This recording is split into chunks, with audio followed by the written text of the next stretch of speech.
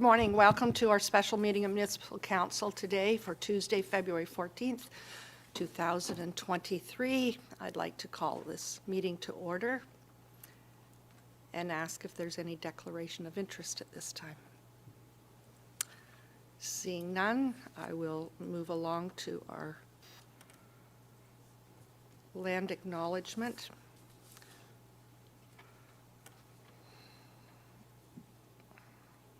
Seem to be having a bit of an issue.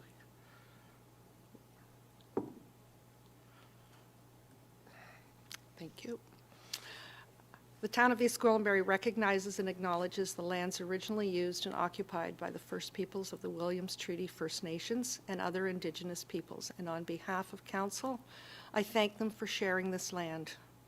We also acknowledge the Chippewas of Georgina Island First Nation as East Gwillimbury's closest First Nation community and recognize the unique relationship the Chippewas have with the lands and the waters of this territory. They are the water protectors and the environmental stewards of these lands, and we join them in these responsibilities. Item D is deputations, and at this point we do not have any deputations. I will move to item E, which is our workshop, and I will turn it over to our CAO, Mr. Webster. Thank you, Madam Mayor, and good morning to yourself, Council, and others that are joining us today for our special Council session. We have two very important topics today. The first topic is the transition and moving along of our strategic plan to guide us for this council term.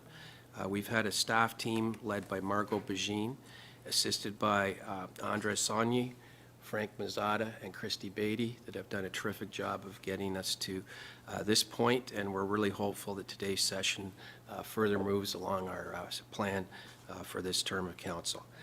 The second topic is another very important one, in that we received some provincial funding for a joint fire services review, emergency services review with the town of Georgina, and today is the public release of the background study and the various other elements that are here for council's discussion and deliberation, and I'm sure there'll be more discussion moving forward on this important topic. So on that note, Madam Mayor, I would pass it over to Ms. Begine and her team to start us off this morning.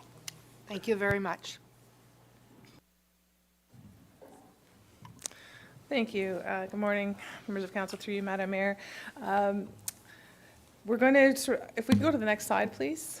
The plan for today is just to review the draft proposed design and layout concept to make sure we haven't missed anything in terms of content. Then I'll turn it over to my colleagues in the communications department to talk about the specific design elements and then the communication strategy. Then we'll come back, and you'll note that the final large piece of content to add to this document is the message from Mayor and Council. So we've suggested some themes and just wanted to validate that before we propose a draft, and then we'll talk about next steps for rolling out the strategy to engage the public and then incorporating any feedback that we might get from that process.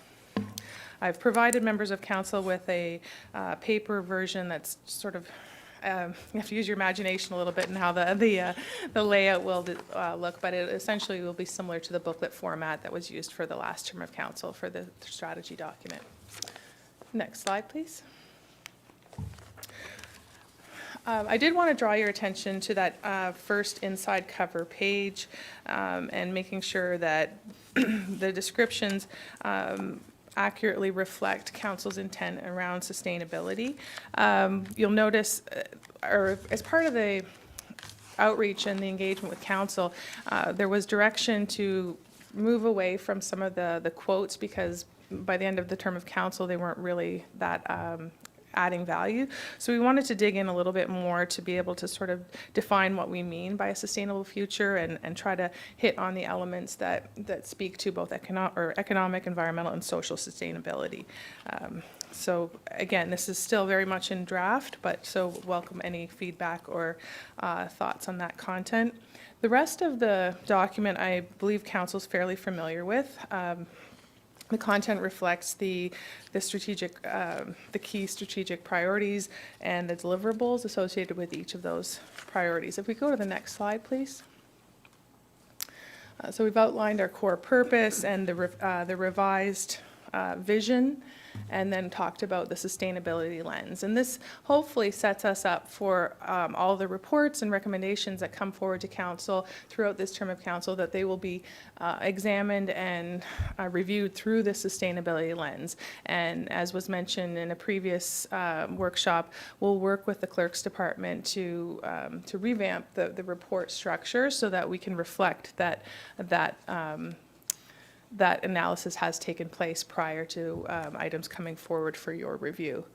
I'm now going to turn this over to our Director of Communications, Laura Hanna, just to talk to you about some of the design elements, and then I'll come back and focus in, once we've talked about sort of the public engagement strategy, we'll circle back to that last content piece, the mayor's and message from mayor and council. So over to Laura.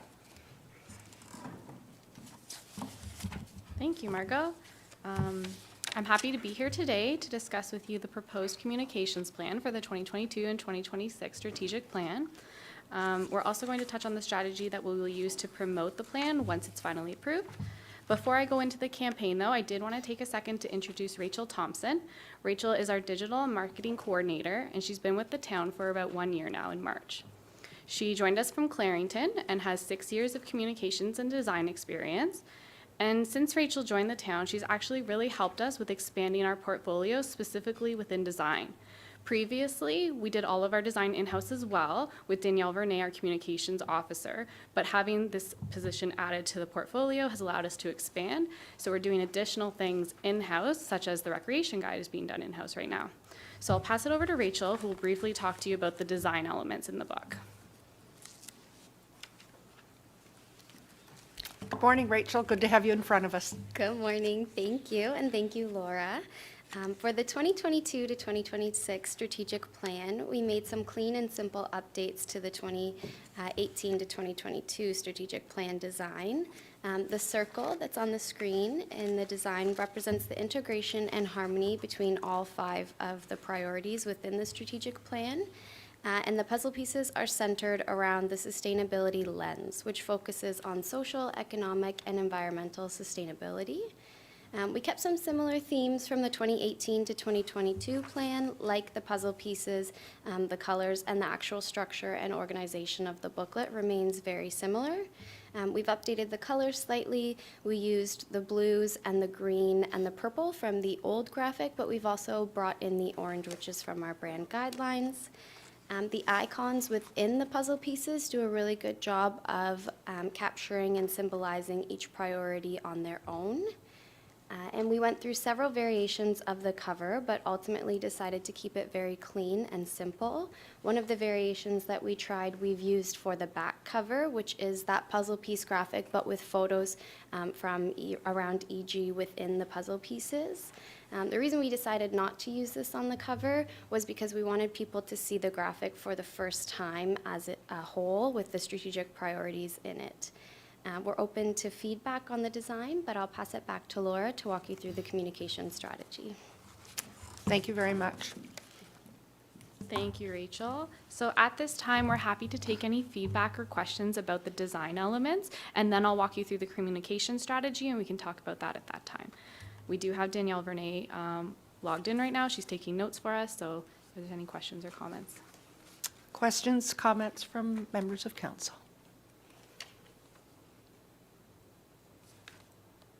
I'm not seeing any. Perfect.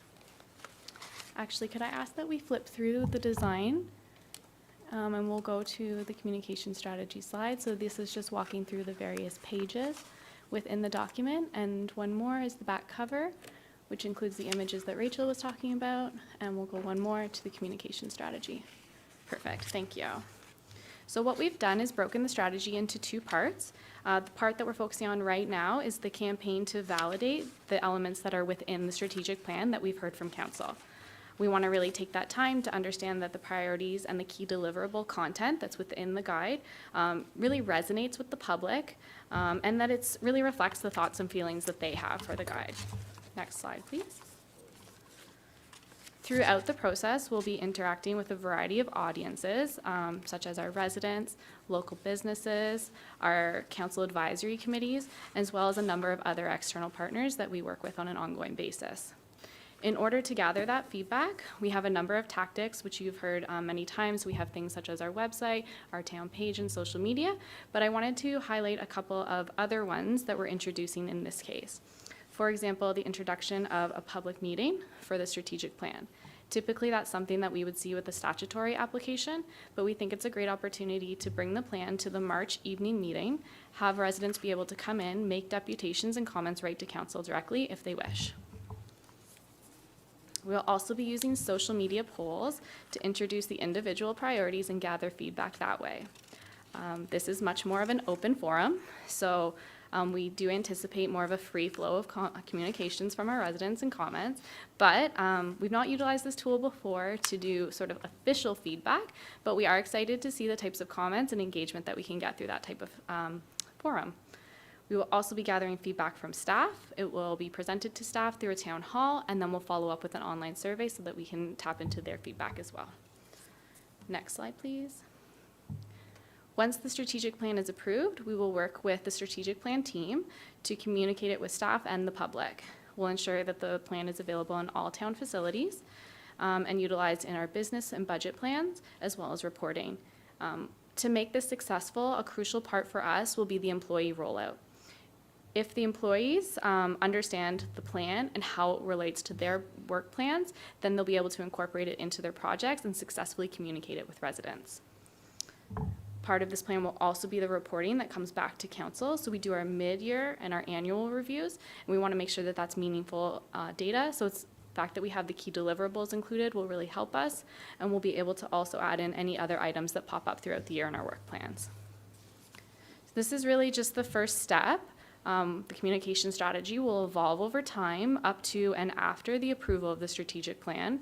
So we're happy to take any questions or any feedback about how we'll be taking this to the public and to our employees. If there isn't any, I'll pass it back to Margot, and she has a bit of a section where she would like to talk to you about the message from council within the guide. Questions? I'm not seeing any at this time. Go Okay, ahead, perfect. please. Back to Margot. Thanks, Laura. And through you, Madam Mayor, if we can go to the next slide, please. Before we get into the content, I just wanted to just kind of talk to you about the public engagement in general, and that just to for us to understand that it's really about validating. We understand that there was a lot of conversation and a lot of feedback with residents through the campaign process, that the strategic priorities that now appear in this document emerged from that process. So it's not really about starting from scratch, but really just sort of asking at a high level, did we miss anything? Did we get the prioritization right? Does this resonate with residents and businesses? And try to just confirm, I think, that we're on the right track with this process. I think we have the same opportunity with employees who understand at a more operational level what the impacts of this strategy will be. So once we have that feedback, the team will analyze that input and then make a determination about if they're, what to bring forward to council in terms of if we see something that, there's a lot of, there's a recurring theme of something that perhaps we didn't include or we overlooked, then we can bring that back for your consideration. But that being said, we're not anticipating that this would be resulting in anything like a full rewrite, but we do hope that it helps to get the community excited about the fact that we do plan, we do have a vision in mind, and that everything that we do should feed back to these high-level strategic priority goals. In terms of the message from the mayor and council, these are sort of the key themes that we wanted to hit on that aren't necessarily captured elsewhere in the document, but the idea of preparing for growth, and that with growth comes change, and that change is not always easy, and that the intention is to work collaboratively to assist our community in navigating that change. That we are, one of the themes that came through the council workshops, was the idea of value for tax dollars and sort of restating that important commitment, that the importance of being connected, walkable, and striving towards those 15-minute neighborhoods, the idea of resiliency and investing in community, the commitment to engagement and communication, and that we will continue to explore new ways of reaching residents and reaching diverse members of our population that it may not be easy to reach them in the traditional methods that we've used previously. And I think, finishing off with something about how excited we are about this process and excited that we are to move forward with this term of council. So just really wanted to kind of, validate that with yourselves and make sure that we haven't missed anything, and that is sort of in line with the types of messaging that you would like to share, recognizing that this document will exist for the next 4 years and beyond, and we want to make sure that we get it right. So happy to hear any feedback or comments on any of this, whether it's the design elements or the way the document's structured, or certainly we can entertain questions and comments on the communications and engagement strategy as well. Thank you very much. Questions, comments? Councillor Johns, go ahead, please. Yeah, thanks, Madam Mayor, and I thank you for everybody that's done all the work on this. I think it's great. I think the one comment that I would call out right on the very bottom, the very last point, for me that is so critically important is talking about the regular updates and the annual reporting. I'm proud to see that as in the guide, and then you echoing it again here. I think that for us being able to champion initiatives with the team, and then having the team be able to report back and kind of close the loop on things, I think is critical for us to be able to continue to move forward. And I'm glad that reporting back and having regular updates was part of what the message, considering the message being put forward and part of the operational plan. So thank you very much. Any other comments, questions? I really like the feel of it. I think it's clean and it's easy to read. I just think that publicly people will gravitate to it. It's addressed properly on each page, that people know where to find information. I really like it. Thank you. Both content and the artistic portion of it as well. Any other questions, comments? Councillor Crone and then Councillor Crothers. Thank you, Madam Mayor. I'll echo the comments made before me. And I just wanted to know your strategy, just want to be clear, when going forward, when we're going to share this with the public, it'll be available in both print and soft copy? So we'll be able to, councillors will be able to email this as well and share it? Through you, Madam Mayor, that's the intent, is to have accessible options for people that want to provide feedback. So working with the partners such as the library and to make sure there's hard copies available. Obviously, will be watermarked as draft. This is still a draft document until it's adopted by council. But what I think that, the more robust the engagement can be, and the more people that can have input, the better. So hoping that by the March 21st public meeting, it can be a validation and a little bit of a celebration and launching point for this strategy going forward. Thank you. Councillor Crothers, go ahead, please.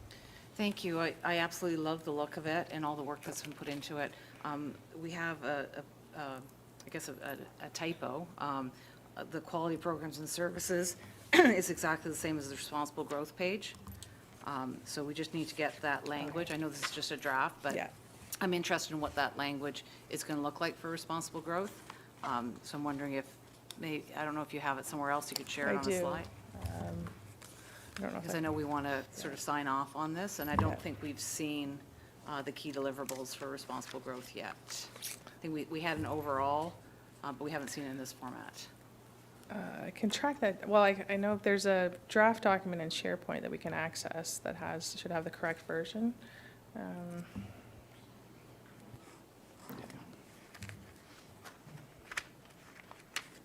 It's my ugly Word version.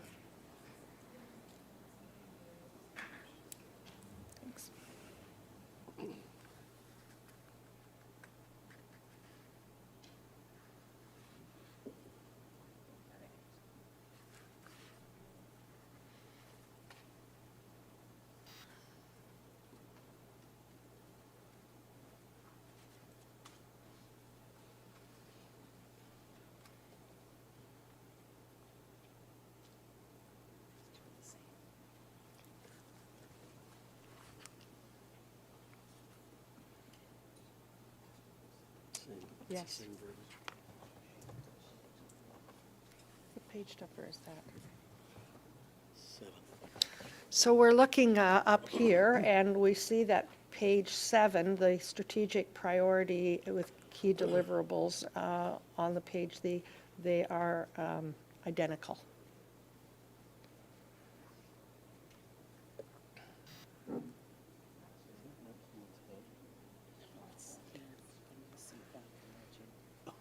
And this is just why we're having a workshop.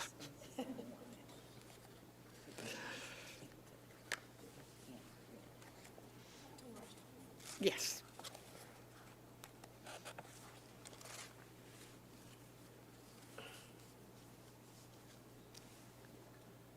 Marley, good eye. You get the prize. The editor-in-chief over there. Yeah. Just got it today. I've already started copy editing on page 3. That's why it's a workshop. Through you, Madam Mayor. So on the screen, you'll see the language that describes the priority. So ensure that development occurs in an intentional, sustainable fashion with a focus on preserving the town's cultural heritage and environmental features, support economic sustainability through the attraction of strategic investment and support to new and existing businesses, support economic participation through the creation of high-value jobs and support for entrepreneurship, and advocate for a variety of housing options for residents at every stage of life. And then if I scroll down, the key deliverables should be visible. I don't know what that is, sorry. Oh, great. I lost it. Sorry. Can you bring it up from your end?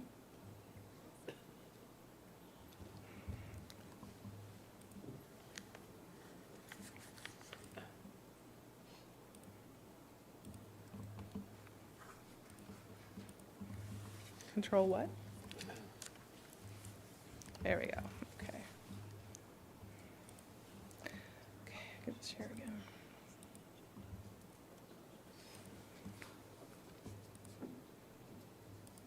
There we go.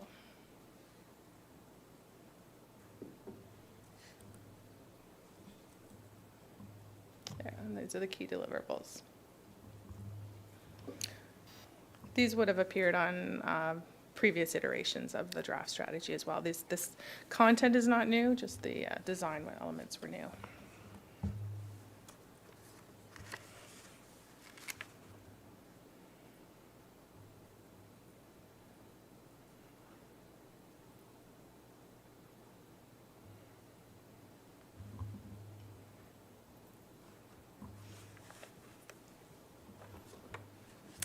Councillor Carruthers, go ahead, please.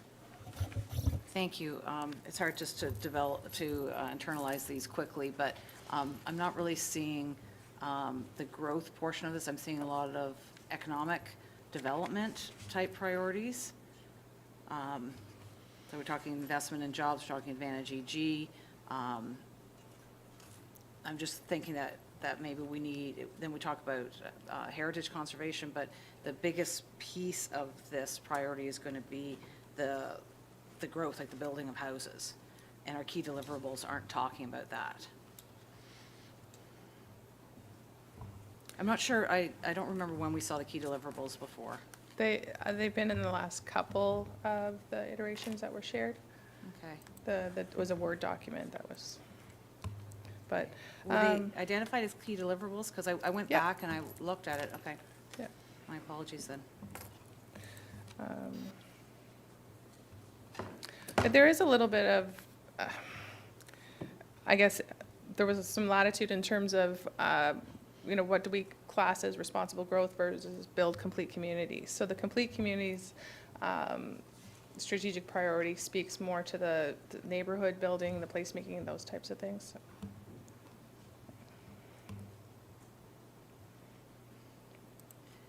Okay, because we did the last one that I'm looking at, we talked about updating our transportation wastewater, our transportation trails master plans. We talked about development charges, background studies.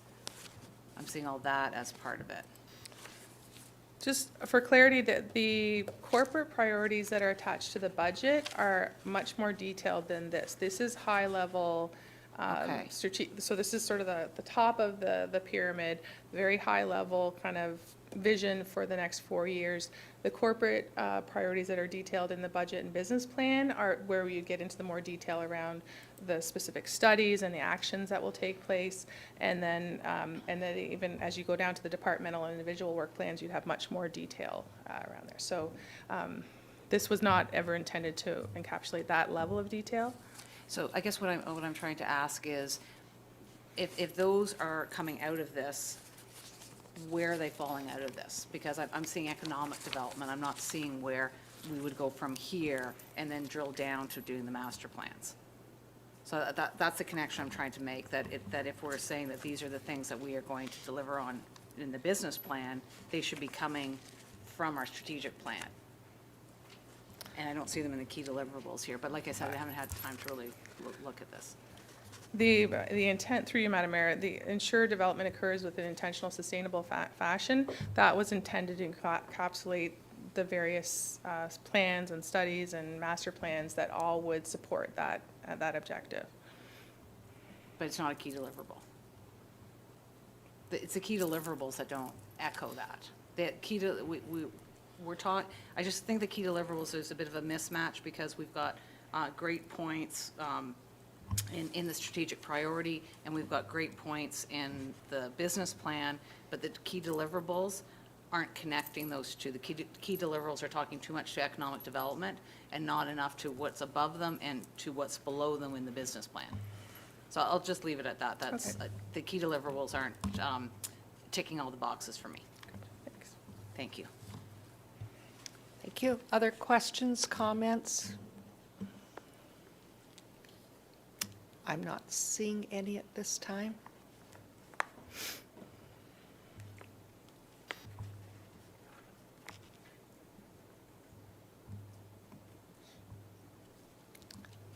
I'm not seeing any questions. Thank you. Go ahead. Can we bring the presentation back up? Yeah. Okay, and go to the next slide, please. So just to speak a little bit about, obviously, we'll incorporate that feedback and sort of look at more directly connecting the intent with the responsible growth. The economic development is where new growth comes into the community, the new investment attraction. That's also speaks to the job creation, and that's hopefully what is facilitating and predicating growth in the community. But we can sort of draw that connection. Any other thoughts on what you'd like to see in any of the specific sections that might be missing, whether it's under responsible growth or environmental stewardship?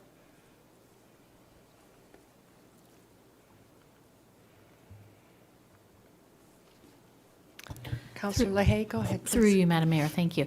Well, it's an excellent, and it's visually engaging, but I feel like I need more time to actually read through it thoroughly and process it before I can give accurate feedback in terms of whether it meets all of the points that we want satisfied. You're right, there's a great deal of information. Some of it is new, some of it is not new, but it is presented a little differently, and I agree. I really like the look. I really like what I'm seeing here, but it's one of those where I need to take it home and do some highlighting and those kinds of things to make sure it checks the boxes for me as well. And there's a lot of material here.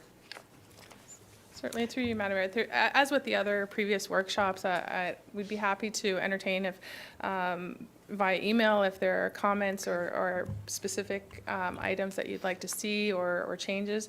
We can amalgamate all of those and come back with an updated draft and circulate that for council's consideration. So it doesn't necessarily have to wait till the next workshop, but we can do that on an ongoing basis. We have homework to do.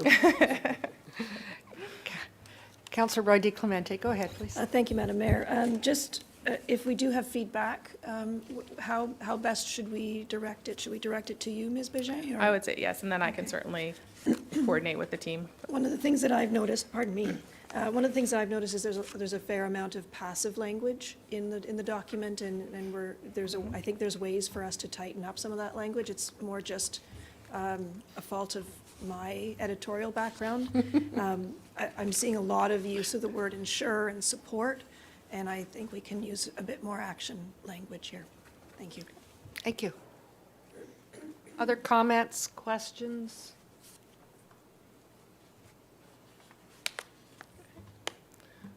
I'm not seeing any Thank others. you. So I think so this is really, will happen after we get the feedback from council, but this is sort of the analysis of the feedback that we'll get from public engagement, engaging with some of our key stakeholders, which would sort of give another layer of validation to the strategic objectives that we would, present back to council and, organized into themes, and then we'll have a final version, hopefully that will align with being able to, or a draft final for the March 21st version that can hopefully transition to adoption. So if there are no other questions, I will turn it back over. Last call, other questions? I'm not seeing any, but I'm quite sure you'll be having some emails and phone discussion with members of council. Thank you very much.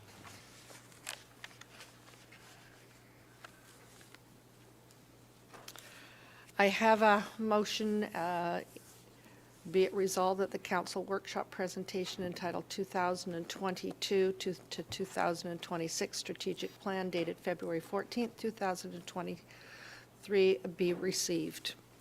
Councillor LaHaye, Councillor Foster, all those in favor? And that's carried. Thank you very much, staff. A lot of work has gone into this. Very much appreciate it. I will move along to the next item on our agenda, and that is item F, and that is a reports, and Mr. Webster and Chief Mackenzie. Good to have you with us today.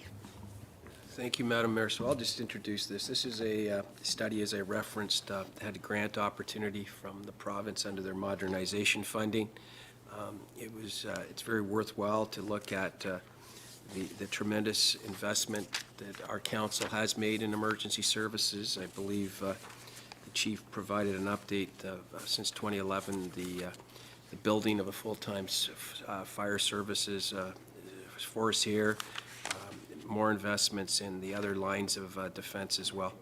And we're really proud of where we are, and as one of the key budgetary items this year, there's consideration at this point in time for 2 additional full-time firefighters currently before council. It'll be discussed tomorrow. This particular report took a more strategic lens at the potential consolidation or other shared services model or standalone model that currently exists, and it was undertaken under the 2 chiefs' guidance with expert consultants and firms retained as well. And I'll pass it over to Chief Mackenzie, and I believe project consultant Maureen McCauley is also available, as well as the primary firm that did the extensive review, ECSI, is with us today. Thank you. Thank you, Mr. CAO, and good morning, Madam Mayor. And thank you for letting me bring the final report on the Joint Fire Services to your attention. As the CAO mentioned, we received some grant funding last January, and we engaged, in the spring, we engaged the consulting company, Emergency Services Consulting International, to begin work on updating the current fire master plan and develop a report that would provide direction towards the modernization of both communities' emergency services.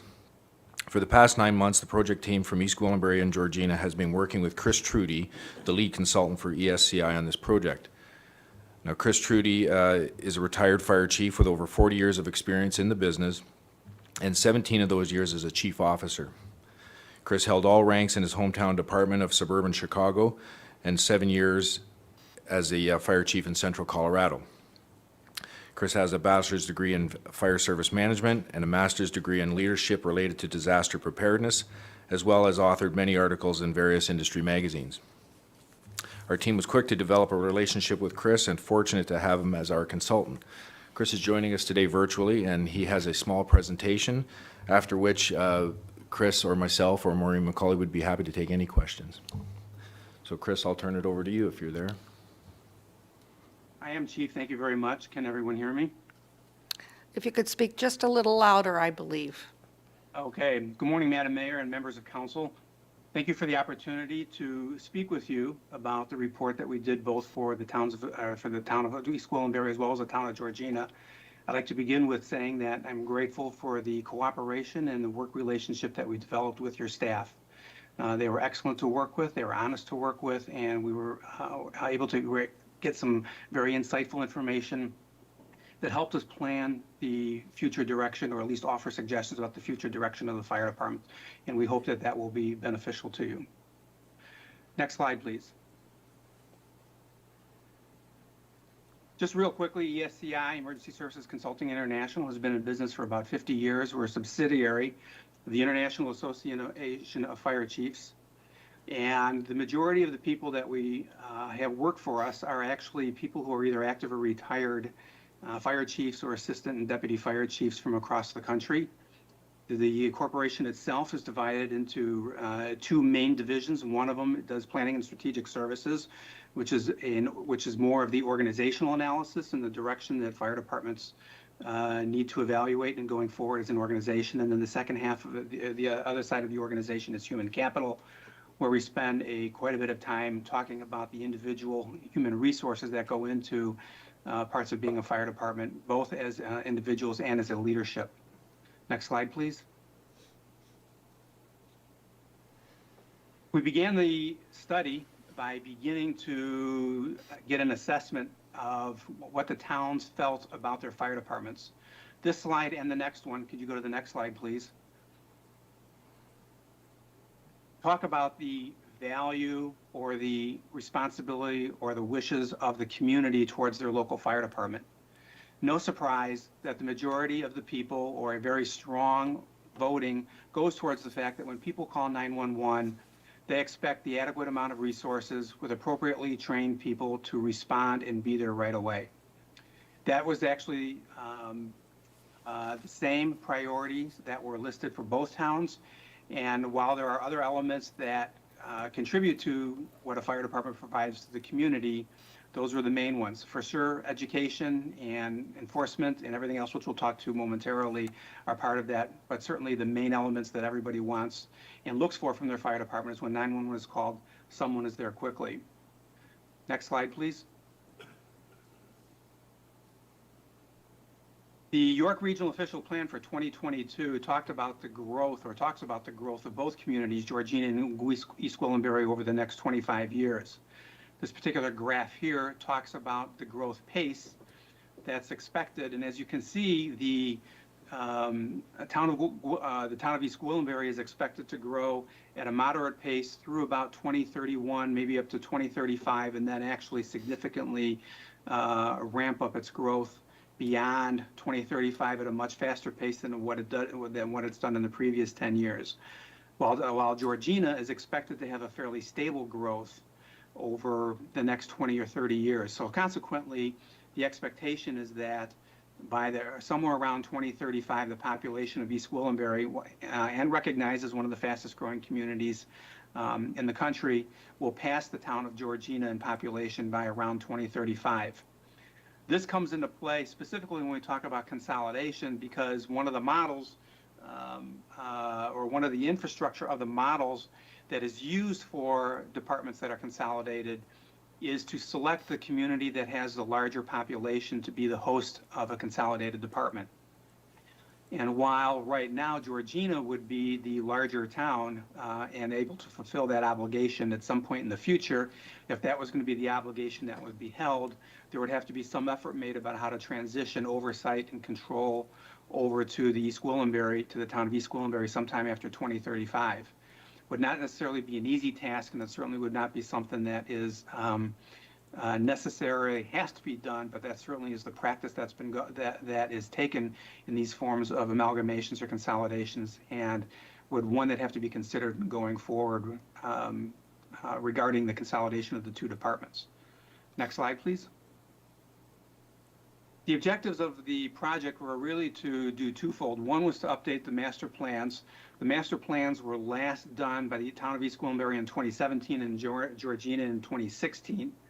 The master plans really kind of targeted the three lines of defense that have been promoted by the province of Ontario, which are education, inspections and enforcement, and emergency response. And those have been built around and pretty much targeted as we kind of provided updates on what the master plans were to contain and going forward. The master plans hold on to the 2016-2017 language of both of them, but we provided updates relative to the growth and the projections of where the community is going to grow, and those are actually separated out from the original language so that you can actually see what was proposed in 2016 and what we've provided updates for in 2022 and 2023. The second portion of that was the project was to assess three possible future directions for the fire department to go on.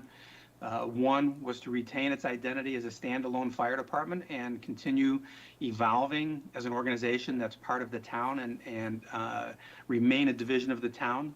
Number two was to retain its identity as a standalone fire department, but begin looking at sharing services, more than likely with other towns around them. And then number three was potentially a more dedicated look at a potential consolidation of the fire departments between Georgina and the town of East Gwillimbury. Next slide, please. Two of the source documents that we used in evolving or developing where the departments were going to go into the future are documents that were created by the Canadian Association of Fire Chiefs and a document that is jointly created by the International City Management Association and the Center for Public Safety Excellence. The Canadian Association of Fire Chiefs actually recognized, with both communities, both professional communities recognize that the fire service is evolving and that it's changing. Fire service that it was 20 or 30 years ago is not necessarily as has the same definition as it was as a result of the reduction in fires, the increase in public education, the increase in enforcement, has basically has forced the fire service to begin to take a look at whether or not its current form that it has right now is a form that it needs to going in the future. Next slide, please.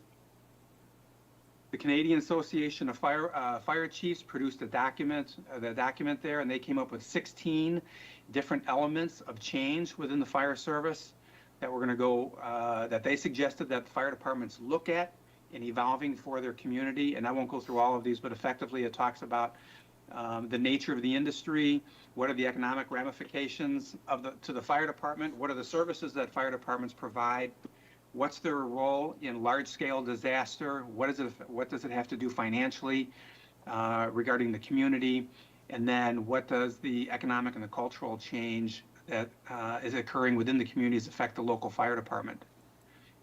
Next slide. The other organization, the International City Management Association, which is an association of the top government administrators across the country, and the Center of Public Safety Excellence, which is associated with the American Fire Chiefs, came up with a little bit more broader issues that they needed to address, or feels the fire service needs to address. But effectively, it's very similar to what the Canadian Association of Fire Chiefs said, and that is that the fire service is changing. It's changing because of the successes that the fire service has had over the last 20 or 30 years. And while the fire departments continue to provide the same services that they've had traditionally, are there things that they could be doing differently to adapt to the culture in moving themselves forward? You'll notice in the report that what we did was we embraced the ideas of both of these frameworks, and sometimes we mention the frameworks directly if they're rarely mentioned in the master plans at all. And sometimes we didn't touch on them at all if we felt that the fire departments themselves were already incorporating those items into their organizations. And so you'll see elements of that throughout the master plan as well as the modernization and innovation report. Next slide, please. Our recommendations that we included in the master plans included 20 recommendations for Georgina, 21 recommendations for East Gwillimbury, and they're outlined in specifics throughout the report, but there are three that I would like to highlight that we spent quite a bit of time in. And that is, the first one that we spent quite a bit of time in is performance standards. And performance standards, we recommended that the communities actually spend the time and the decision-making ability to define the level of service that the community can come to expect from their fire department. That can be manifested in a number of different ways, including response times, how fast does do the fire units get there once 911 is called, public education, how many hours can be spent to what types of groups, inspections on an annual or biannual basis, but to basically have a definition of what is the standard that our community can come to expect from our fire departments.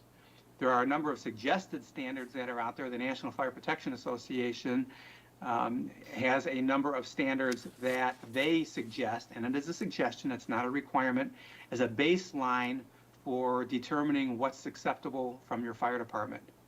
But the point of the discussion that we had and we put in the report was that the community, in its uniqueness of how it provides service to the community, should define what those performance standards are with input from the community as to what the expectations could be. The second element that we spend time on is the evaluation regularly of community risk. The fire department is currently going under a community risk assessment, which is expected to be completed, I believe, next year. But because of the changing nature of the industry, because of the growth that the communities are expecting, there are going to be plenty of opportunities for the nature of the risk within the communities to change, whether it's because of increased population growth, whether it's because of the change in the industry or the business community that comes in there.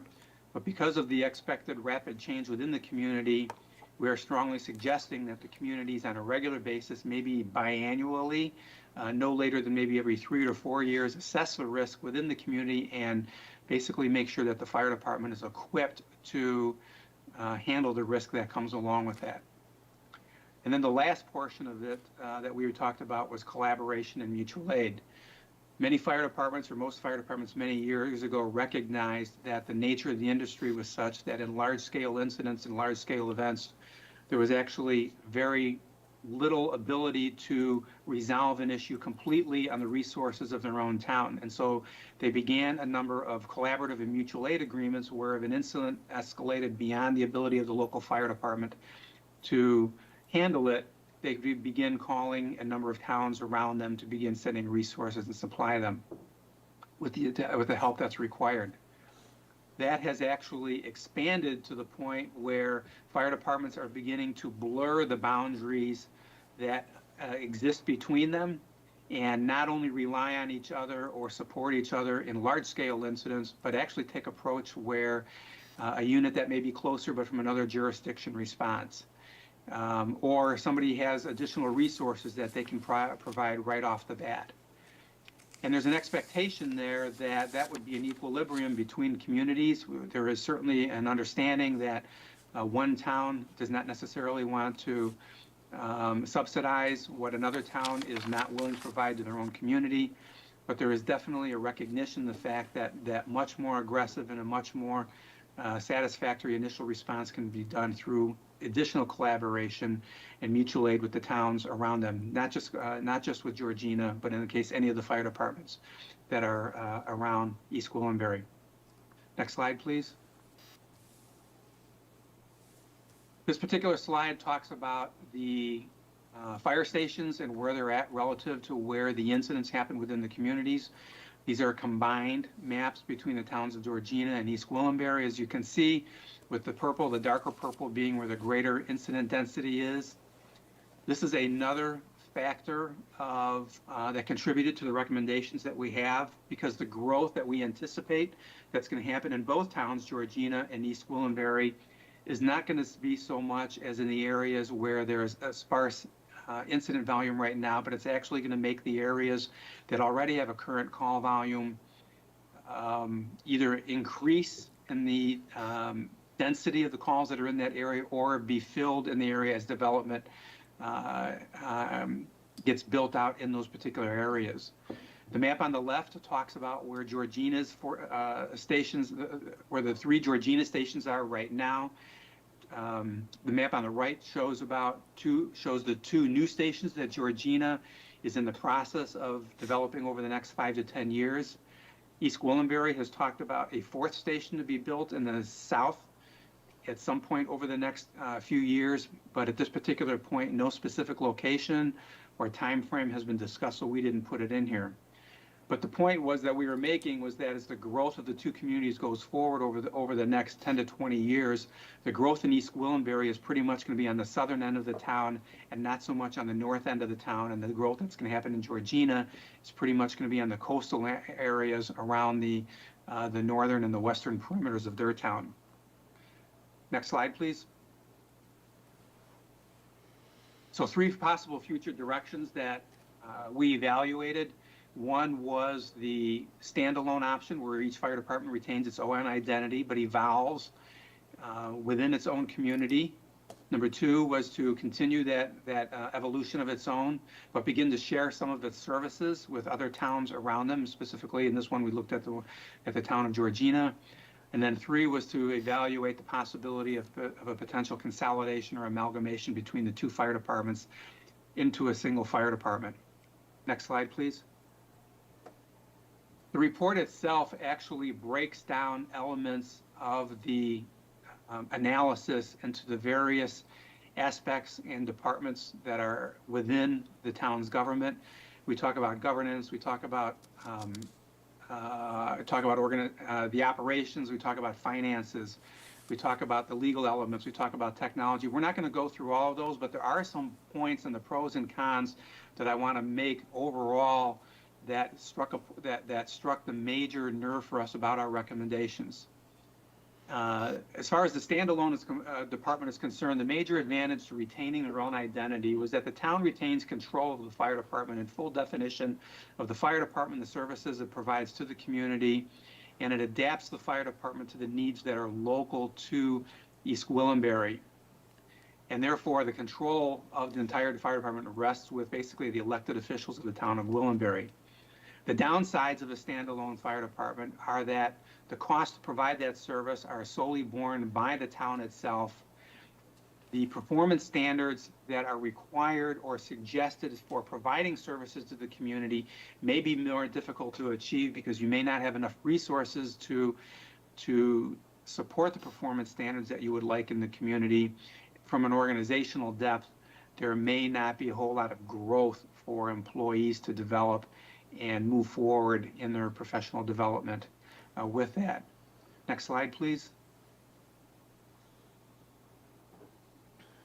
The pros for a standalone department with shared services include holding on to some of the advantages to a standalone department. However, you also be able to begin sharing some of your assets with organizations around you by still remaining control of them. You might have small economies of scale, and I do want to bring up the economies of scale portion of it because I think we detected that there was some belief that going from a 3-station fire department and a consolidation to a 6-station fire department would provide some of economies of scale and some savings. And while that may be true, it probably at that kind of a change would be very minor. You would actually, in order to get economies of scale significantly for a savings, you would actually have to go to a much larger change in how you did your purchasing and your finances, like going from 3 stations to 20 stations. Anyways, I digress there a moment. You might see an improvement on performance standards because you would be able to share and bring in some of the resources from other towns that come into your community, and therefore you could potentially get some increased performance standards, some greater ideas from a much more divergent group of people that are coming together to meet the needs of multiple communities. And then potentially, if consolidation was still a possibility or in somebody's mind in the future, you could begin gilding some alignment towards moving that in the future. The downsides of sharing services are that you no longer have the sole voice in making decisions. You now have to take into consideration other departments and how what they are going to do affects you, as well as your decisions that you're going to make are going to affect the other organizations that you're sharing service with. So there's some complexity that's involved in that. You're some control. You may not have 100% say in the resources that you have to provide, and so taking input into there releases some of that control that you may want to retain for yourself. And then, of course, there's a financial element that comes along with deciding whether or not the shared services are equivalent or equal from a financial perspective, and therefore, what's the financial element to make sure that one community is getting an equal value out of the sharing of the resources and not subsidizing the other one. Next slide, please. In a consolidated department, you actually share almost all of your assets and services, which actually creates a single organization and some efficiencies that come along with that. Performance standards are usually approved significantly because you don't hold back as far as the sharing of the services are concerned. You actually invest all of the resources of both communities into the ability to achieve performance standards. There is significant growth potential in professional development for employees because there's a much larger organization that they are now a part of. And then you have the ability to potentially save some costs in the future because positions that you might want to hire in order to build depth or breadth are now come as a result of the consolidation. The downside to a composite department is that you now have joint decision-making that significantly increases the complexity about how to provide services to both communities. The control is now shared between however many participating organizations are part of, and so therefore you no longer have complete control of the services that are provided to your community.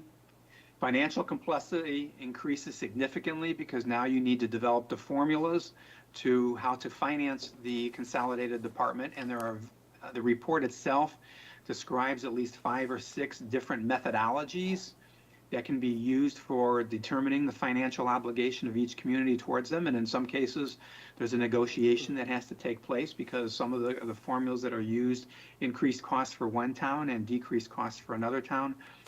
And then a big one that we see in many consolidation is the funding priority differences, where towns are at a different pace as to how they would like to improve the quality of services that come from the fire department.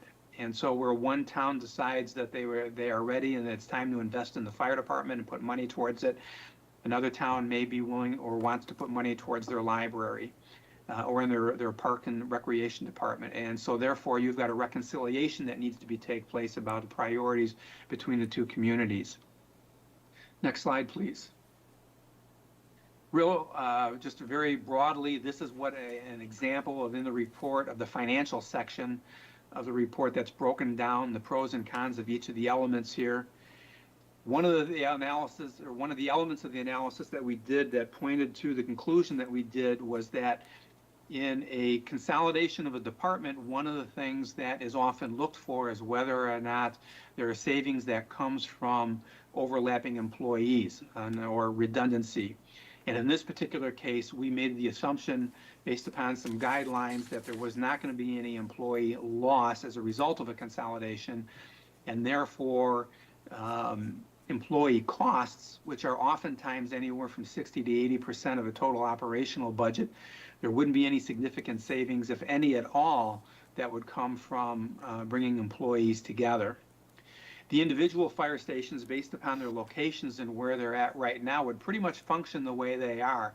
There is no overlap in their responses, so there is no redundancy that comes into play. And while there are some operational elements that can be brought forward into working with each other, the fire stations are effectively going to function the same way. So there really wasn't going to be a cost savings that would come from bringing the organizations together in a way that would reduce some of those resources that are required.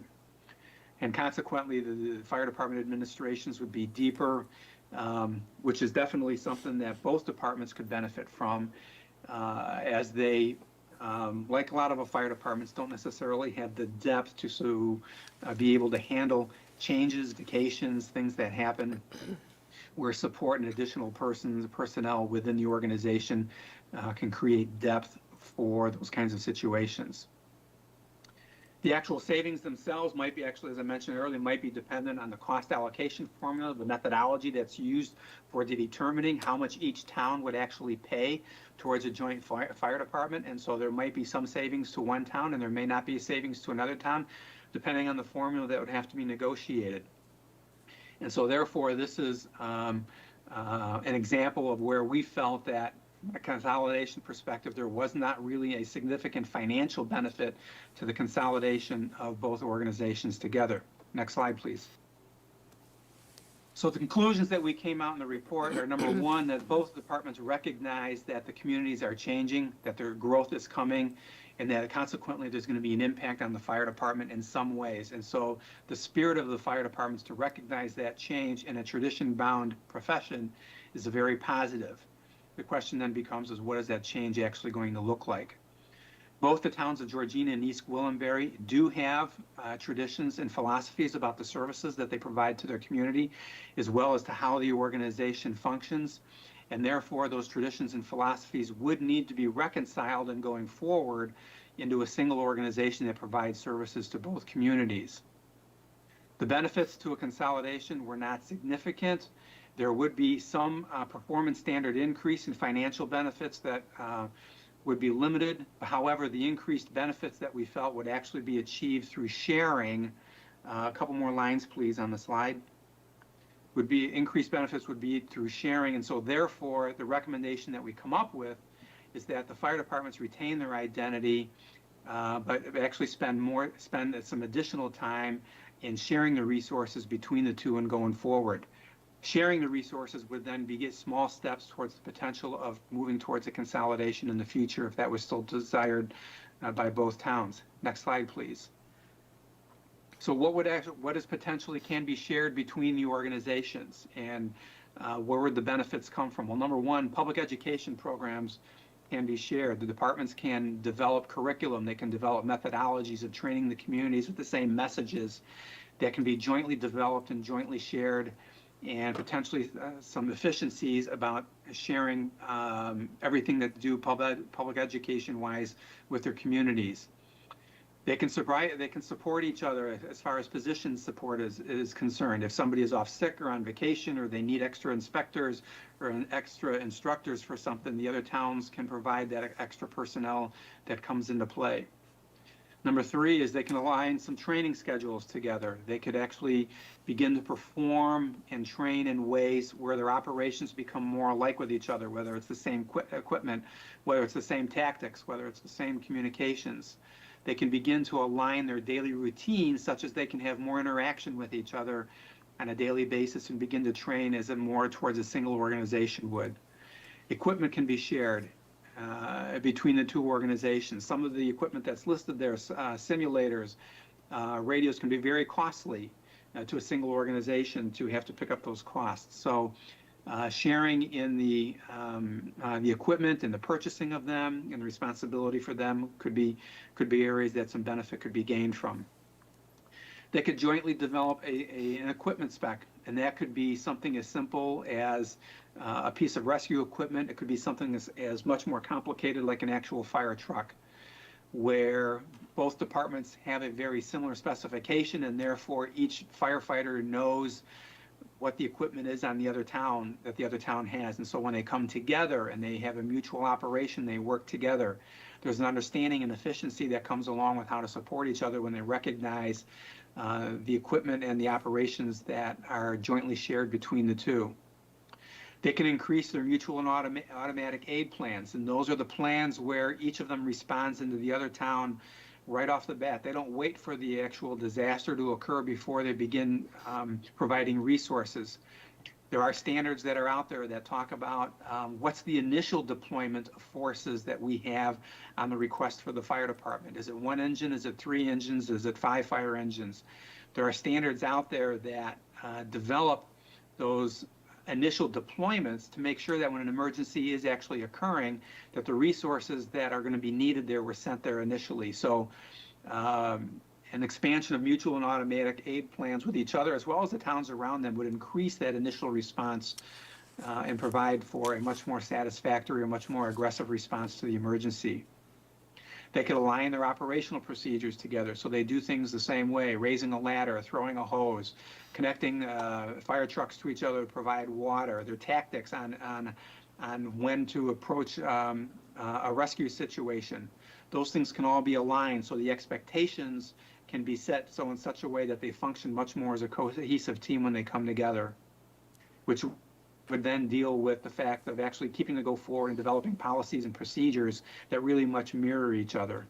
All of these things can be done in a sharing of services in such a way that would not necessarily require the complexities that a consolidated fire department would require in going forward. And so therefore, ESCI makes the recommendation that we feel that you can accomplish a lot of what you would like to do in improving the efficiencies and the services of the community by sharing services and using that as an initial step towards a potential consolidation in the future. Next slide, please.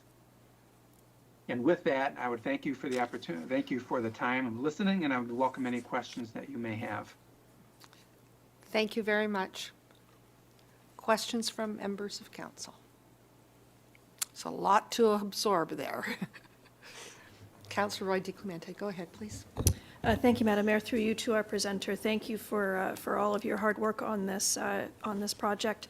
I want to come back to some of the conversation, some of the suggestions that you made at the very beginning of your presentation about sort of the 3 recommendations. And I'll start with the recommendation regarding performance standards and our definition of our level of service. For years, we've talked about NFPA standards, and we've used those as guideposts, understanding that we're not necessarily going to be able to achieve those service level standards with every single call, but we've certainly used those as guidelines because they're North American standards. What is your suggestion here that's different? How does this differ? So we had a great deal of discussion about NFPA's performance standards because they are in some ways written in a block or 2 blocks that one focuses on a career fire department and the other one focuses on a volunteer fire department, where you are more of a consolidated department where you can embrace ideas or suggestions from both of them. What we were recommending was that what's more important than just the standard that NFPA provides is actually the adoption of a standard. So for example, NFPA 1710, which is actually towards career fire departments and can be applied towards the career side of your fire department, might say that the first responding unit has to arrive on the scene within 4 minutes of being dispatched, and they need to arrive within 90% of the time.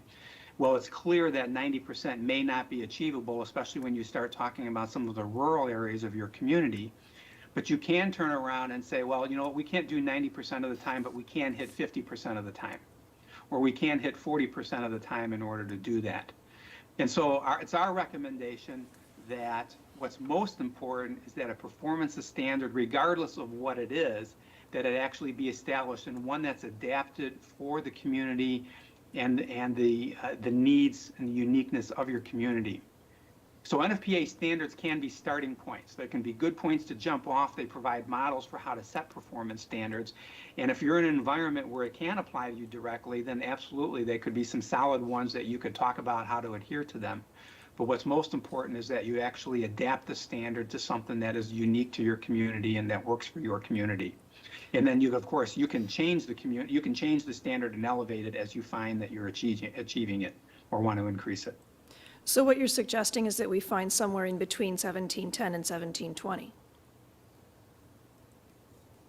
That would be one possibility that you have, for sure. Okay. Because I know that 1720 helps us, I sort of use 1720 in my understanding of it because that's the paid on call, simply because we have 1 truck on duty. And generally, with any significant incident, we need more than 1 truck. Therefore, we're relying on a paid on call, which is how we get to our performance standards. So you're suggesting that we need to do a little bit more work on that? Through you, Mayor, I'm saying, yes, basically saying our recommendation is to have a performance standard as the bottom line. If you'd like to go and modify or adapt the NFPA ones, absolutely, that's one possibility. That would be something for you and the fire chief to And what was your, Absolutely. do you have a recommended standard that you would suggest that we look at?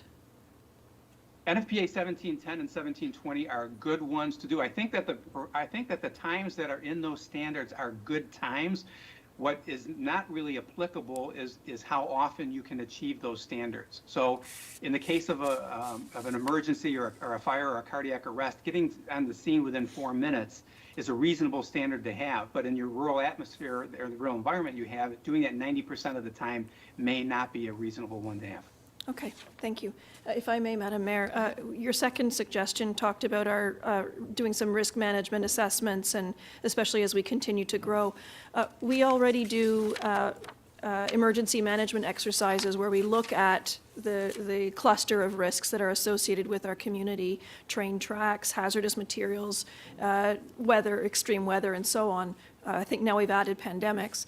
But I'm wondering how your suggestion here differs from what we're already doing.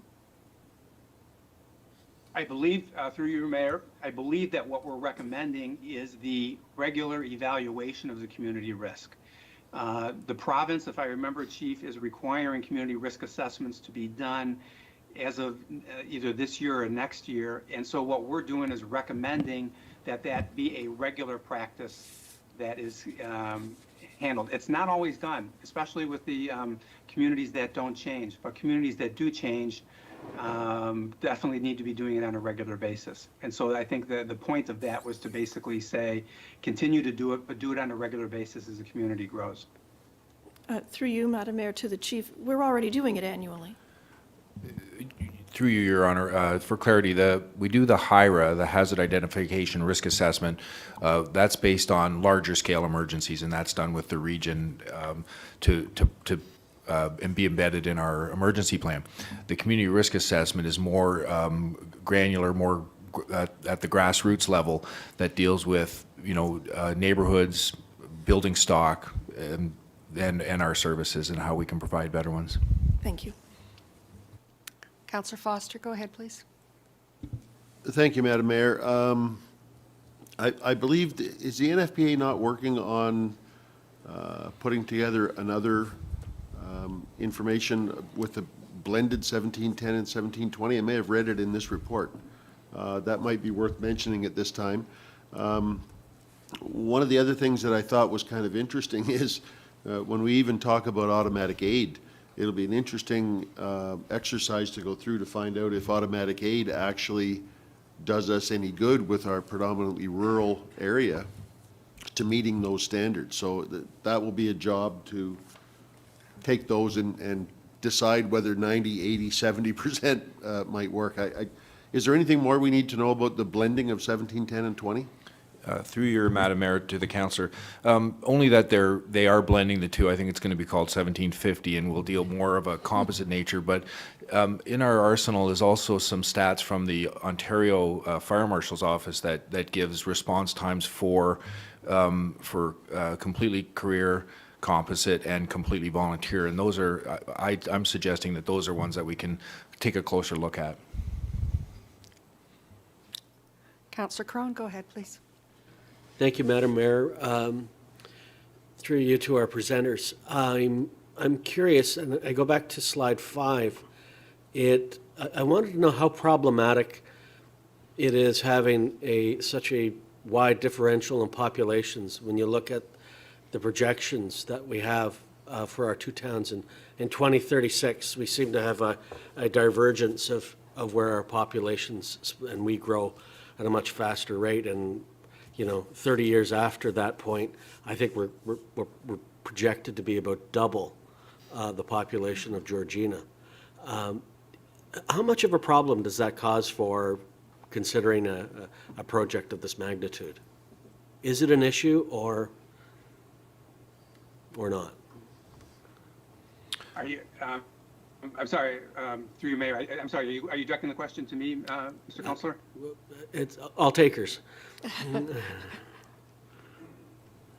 So I believe that the growth of the communities is definitely going to impact the nature of the fire service in your communities. The community risk assessment will help define what that is going to be, and for certain the disparity that may end up as a result of your population growth may require changes to the balance and how you have relationships and use the services of the communities. It's not necessarily going to be problematic in the sense that it could potentially damage the services that are provided for the communities, but it does mean how you approach the services would have to be monitored regularly. Okay. And I guess my next question, I'll just ask to the leadership here in at the town.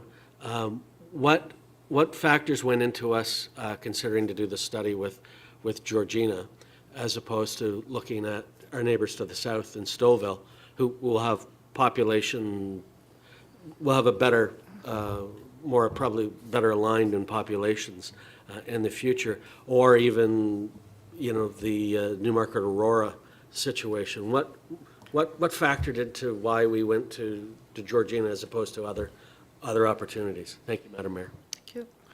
Thank you, Madam Mayor. Through to the councillor. In 2016, those questions were asked when we were the N4. There was the 4 municipalities that got together, and we talked about, you know, how can we expand this collaboration? How can we blend it? It didn't really amount to anything there, but in this occasion, a year ago, I mean, we share the common border at the Ravenshoe Road with Georgina. We share a lot of commonalities. Our deployment's a little bit different, but we thought that, or we felt that there would be, this would be the first step. They're the closest neighbor, and you know, we're of basically the same composite makeup. We thought that we would have the best chances of success with just starting with one step at a time. Okay. Thank you. Councillor Hay, go ahead, please. Thank you, through you, Madam Mayor. To follow up with Councillor Crone's comments with regard to population, it's an important point to make, I believe, in terms of the public understanding as well as everyone's understanding with regard to our current population, is I drive by the signs every day in East Gwillimbury that say our population is 26,000, and I'm assured that it's above 36,000 at least. I believe that it's an important part of understanding the report when we're talking about populations and making comparisons, that we have a clear understanding of what, an accurate understanding of what our current population is.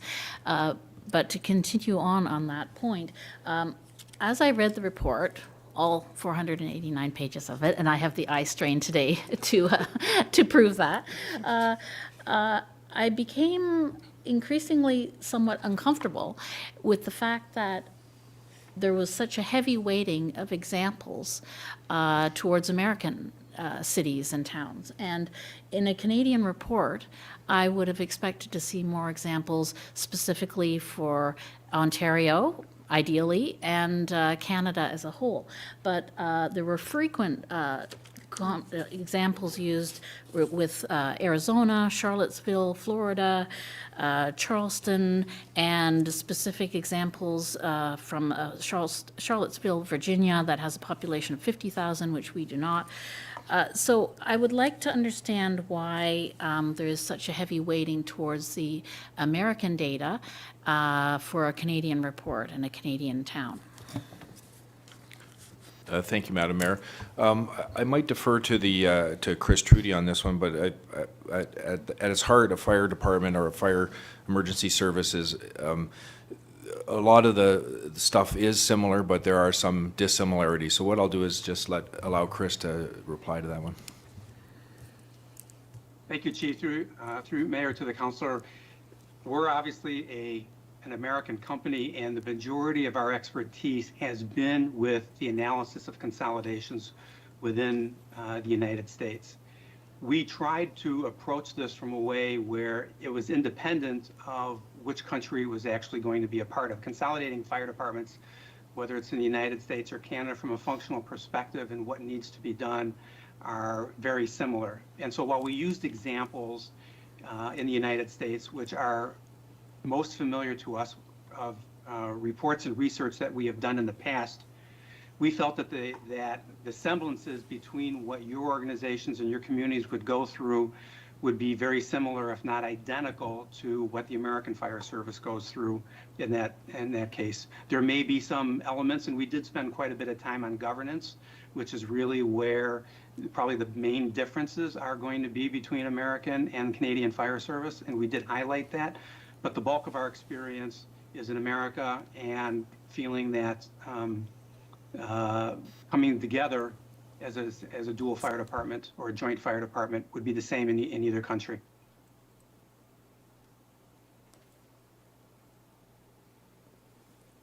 Did you have any other question to ask? Thank you, through you, Madam Mayor. I'm still not entirely comfortable.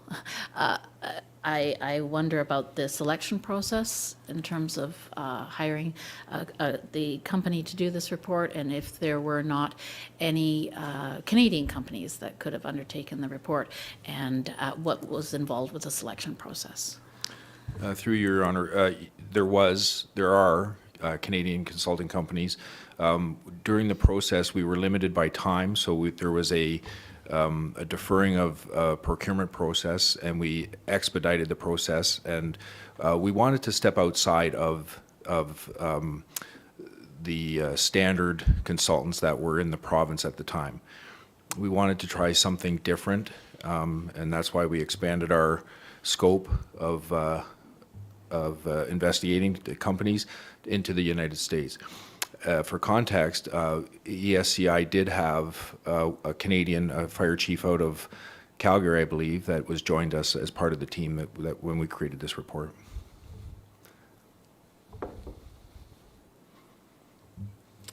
Councillor Foster, go ahead, please.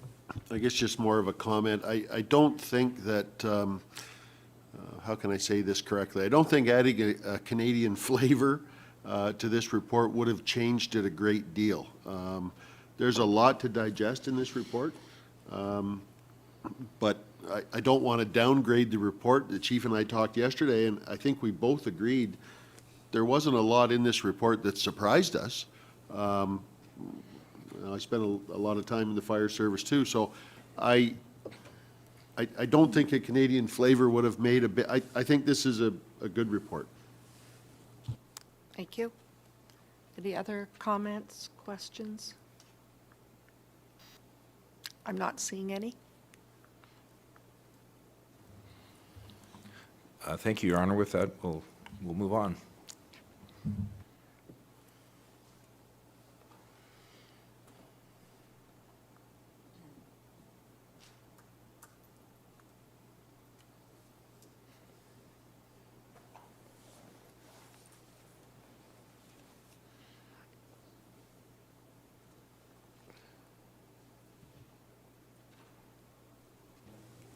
Through you, Madam Mayor, I believe the presentation portion of today's session has been completed. The balance of this item is the actual report.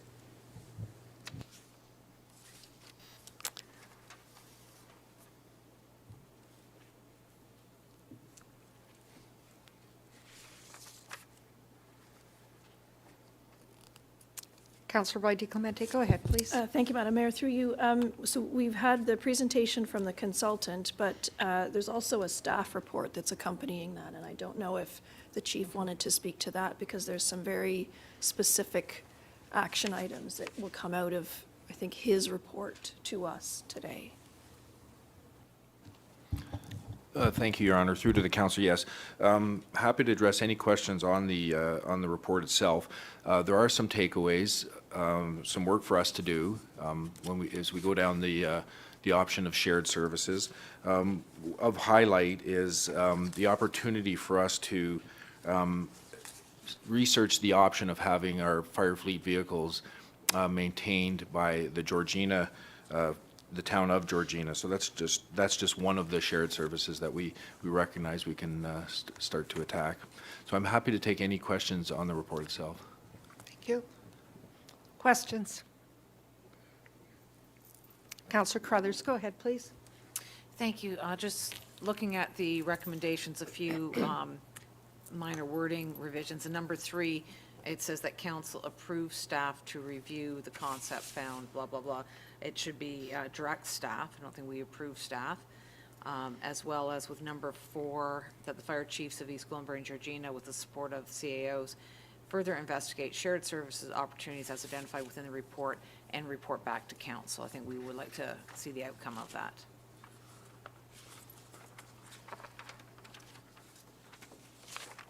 Thank you. Other comments, questions?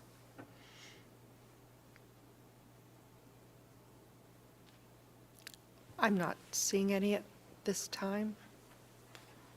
We have before us a motion. Thank you, Councillor Crothers, for making that change.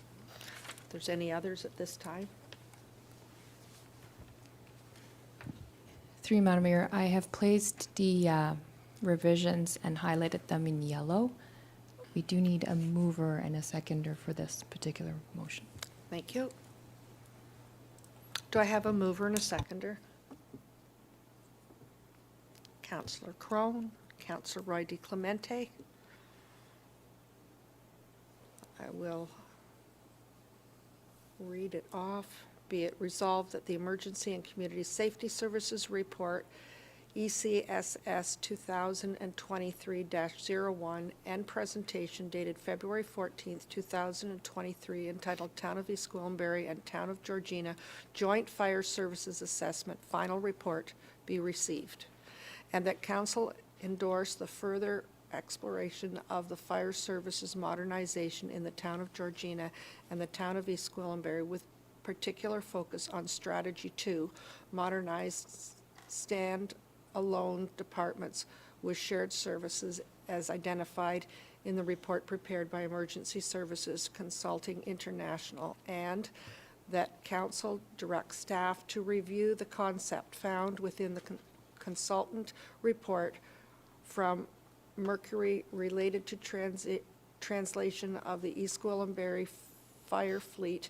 maintenance in Georgina's Fleet Division, and report back on progress in Q3, Q4 2023, and that the fire chiefs for East Gwillimbury and Georgina, with the support of the CAOs, further investigate shared service opportunities as identified within the ESCI report and report back to Council, and that the updated East Gwillimbury Fire Master Plan be brought forward for further discussion to a future council workshop. I have a mover and a seconder, please. May I have a recorded vote, please? Recorded vote is requested, Through you, Madam Mayor, just bear with me for a moment as I... and I do have the mover and the seconder. Yes, through you, Madam Mayor, the mover is Councillor Crone and seconder is Councillor Roy DeClemente. Councillor Roy DeClemente has requested for a recorded vote. Councillor Roy DeClemente, how do you vote? Yes. Councillor Crothers, how do you vote?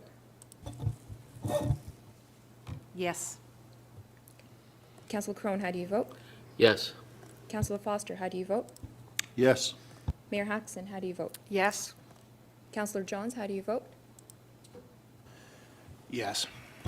Councillor Leahy, how do you vote? Yes. Through you, Madam Mayor, that motion's been carried. Thank you very much.